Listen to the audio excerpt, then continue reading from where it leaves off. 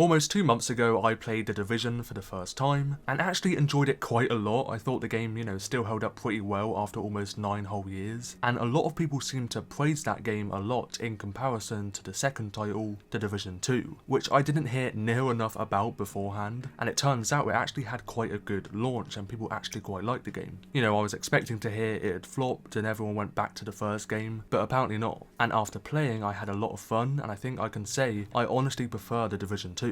With it releasing 5 years later in 2019, it allows for a smoother and more polished game, but then again there's aspects that they both do well at, so it's now been 5 whole years since this game came out, which is just insane, and they're still improving the game a lot, with Project Resolve, which does push out various updates that add more content and fix or tweak areas to allow for an even better experience. And listening to the feedback from players after they change something, it's quite a good system they have going. In terms of the content, there's a huge story DLC on the way, looking to be like next year, as the other changes have delayed it slightly, but it also means that the game will be at its best when it does eventually release. Now, The Division 2 has seasons that follow a yearly system. At the moment it's Year 5 Season 3, and this is the final season of that year. In fact, the finale ending just dropped 4 days ago, so a lot of players are excited for what's to come in Year 6, which does release midway through 2024, and each new season adds new gear, events, performance updates, and of course adding on to the game's narrative. And what I'm trying to say is that The Division 2 is constantly coming out with new content, and the game is always changing, with now being honestly the best time to play it compared to the earlier days. Now, the main aspect of the majority of looter shooters, especially from Ubisoft,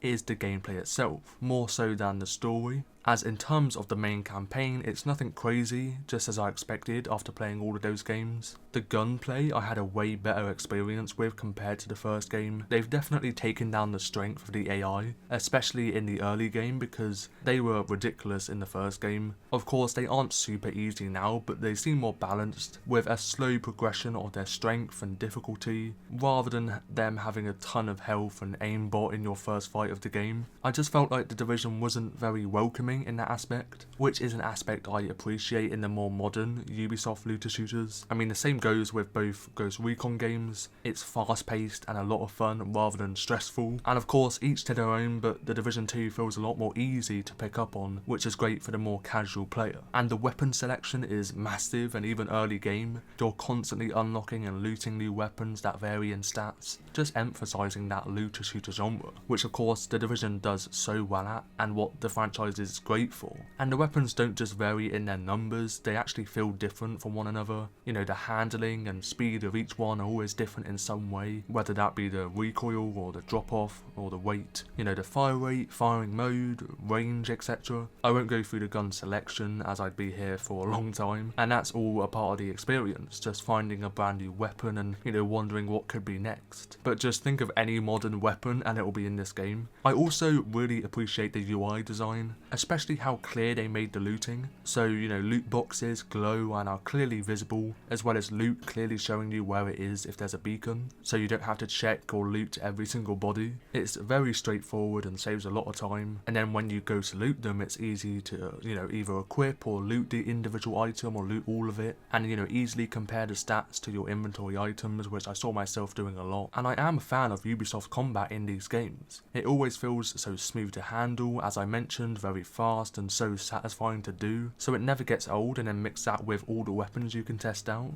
Another crucial area of the Division games is the cover system, so the environment design plays a massive role in the combat. Luckily The Division 2 is just as good, with barriers and walls everywhere, so no matter where you are, there's always some form of cover within a few steps. And again, the UI makes it clear for you by just holding a key or button to crouch sprint over to another cover and switch over to push forward, for example, which hasn't changed drastically from the first game because I think it was perfect. It's just as good, but if not even smoother this time in terms of the animations, which don't look clunky in any way. The overall movement itself is one of my favourite parts of the game, as you may tell, and I'm sure many people agree. It's just so fluid and easy to get to grips with, which I think is a very important aspect in a game basically all about shooting. There's also a great set of skills to unlock as well as gadgets, but they're pretty much the same thing in this game. Instead of spending skill points on extra boosts, you'll be upgrading and unlocking new gadgets. There's 8 different ones and 2 can be held at one time, so think of it as a gadget combo that can be switched out at any time. But with the gadgets there's different versions of each. I won't go through each one, but Pulse, for example, will send out a wave which can either scan for enemies and highlight them in the Scanner Pulse version, and then Remote Pulse can do the same, but you can choose where the set location is instead of just scanning the surrounding area. And then Jammer Pulse will overload and disable enemies' electronics, and Banshee Pulse will pulse enemies and disorientate them, whether that be open or in cover. And Achilles Pulse will highlight an enemy's weak points and will take headshot damage instead of the body. So that's just one gadget, but all those different abilities that you can choose from, and with most of them there's not like a clear one that is superior. They're all pretty good in their own way. And then the rest of the gadgets are the Turret, Seeker Mines, Ballistic Shield, which is really effective, and then the Chem Launcher, the Drone, not a bad one. It basically targets enemies for the most part, Firefly and Hive, and I think it's quite unique this way. I mean, they could have just had 8 gadgets with a set ability and called it a day. And again, there's a good amount of combinations to be made here, which allows for experimentation and a switch up in combat if you want something new and fresh.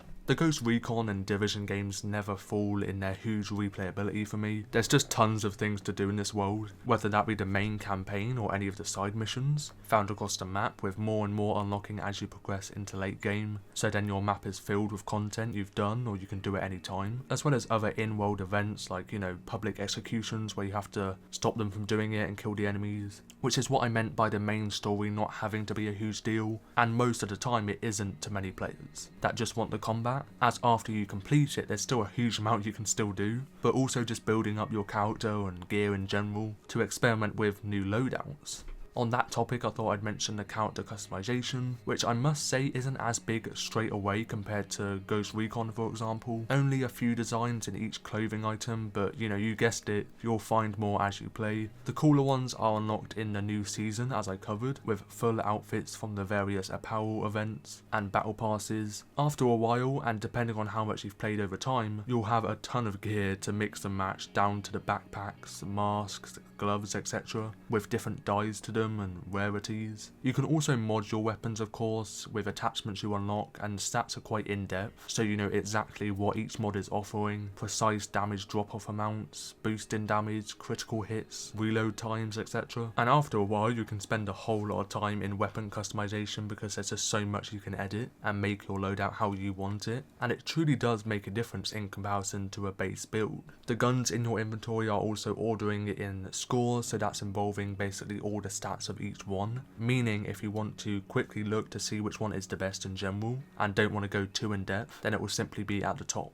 Now, just like the first game, I'm not looking for a deep, gripping narrative in these games. I mean, almost all the looter and tactical shooters nail down the gameplay and the world design more than anything, which is still true. I mean, not to say, you know, all the stories in these games are bad. I just never set high expectations for me, which I'm fine with. Of course, there's anomalies. I mean, the Borderlands 2 story is amazing, but the Division franchise follows a more mediocre one, I must say. But I think this is okay. They don't look too much into it, and it sort of sets the tone of the game or the next mission by not going into too much detail or letting it drag out. There's the odd cutscene that usually explains what you have to do or introduces a new character to you, and then the gameplay freedom is in your hands for how you want to go about the task, which is where the fun does come out, just as I expected. It's such an open game with you making it how you want and not going down a more linear route. The visuals are incredible, with a similar look to Breakpoint, with them both launching near each other, but the look of the game in terms of the lighting and textures just creates such a realistic but intense atmosphere, especially in mid-combat, which is also similar to what Breakpoint did. I mentioned it in my video where the game does incredibly well at making you feel like you're in the middle of a war with many fights. The weather plays a big role in it, with atmospheric lighting changes, totally switching up the mood with, you know, rainfall, thick fog and gorgeous sun rays, and both games do incredibly well at that. And I found the performance to also be fine for me, and these updates have probably helped it since launch, especially in terms of the bugs. I mean, I didn't notice any at all, and I haven't heard many complaints about them. FPS is fairly consistent. I wasn't getting max frames, but you know, smooth enough. It doesn't take away the immersion and nothing noticeable. Of course, it depends on what PC or console you have. I know there were lots of issues on console console with the Ghost Recon games, and this is a newer game with a huge amount of detail in the world, so you'd probably be needing a fairly decent PC. With my experience, I had no troubles with performance, and that's where I end my review of The Division 2 in 2024. This game honestly surprised me. You know, I went into it thinking it will be like the first game, whether that be slightly better or worse, I wasn't entirely sure, but it seemed like it had a good reaction from fans of the first one. But even early on, I saw myself getting to grips with it and just having a better experience than the first game. That could be because it has a less grindy feel, as I said, to it, so that may attract but also put off some players. Overall, there's aspects that both games do well at, and they're both great games that I fully recommend playing now, but if I truly had to pick one, it would be The Division 2 for me. If you did enjoy this video, then let me know by tapping that like button down below, and if you like single player games, then that's what this channel focuses on, but there may be the odd multiplayer title as well. I have a bunch of reviews on various games, and there's a playlist of a series I've done in the description down below. Also, if you'd like to support the channel by becoming a member at either level 1 or 2 to gain access to many perks, then tap the join button below, or there'll also be a link in the description. Thank you all for the support and watching until the very end. Now that was The Division 2, and bye bye.